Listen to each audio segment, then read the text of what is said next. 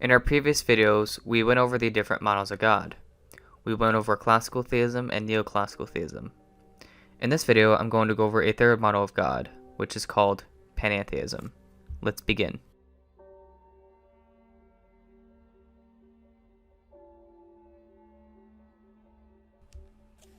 Panentheism is often misunderstood by many people. First, Panentheism is not the idea that God depends on the world, or that God is a process.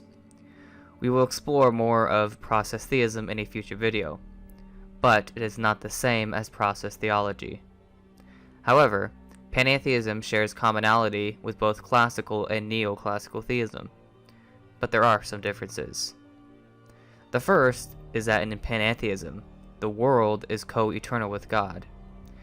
Panentheists may say that either God is always creating universes, or that finite creation has always existed, but still depends on God's perfection. Regardless, the Panentheist will say that creation is in some sense co-eternal with God.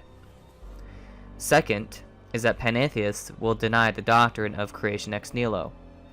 Instead of God creating the world from nothing, he would instead create the world through his own imagination.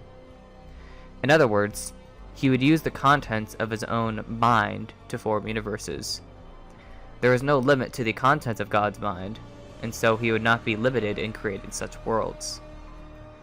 Taking these two perspectives is the denial of creation ex nihilo and the acceptance of a co-eternal creation. What we could say is that the contents of God's mind are eternal, and that God would use such contents to form worlds with geometric structures. Finally, on Panentheism, God is both transcendent and immanent to creation. This means that while God's nature is transcendent to the created order, God is not ontologically or radically distinct from creation. God is transcendent from creation in the sense that he is not contingent on it. But God is also immanent in the sense that God is much closer to us than we think. Panentheism shares the classical and neoclassical undisputed attributes of God, such as omniscience, omnipotence, and omnibenevolence.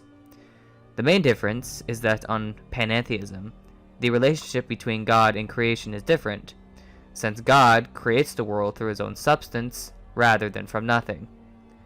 Panentheism is typically associated with monistic views of the world, such as panpsychism, panprotopsychism, cosmopsychism, and idealism. And this would be expected, since God isn't radically distinct from the world he creates. And so, on Panentheism, you would reject the doctrine of substance dualism. So now that we have gone over the basics of Panentheism, in our next video we shall go over Pantheism.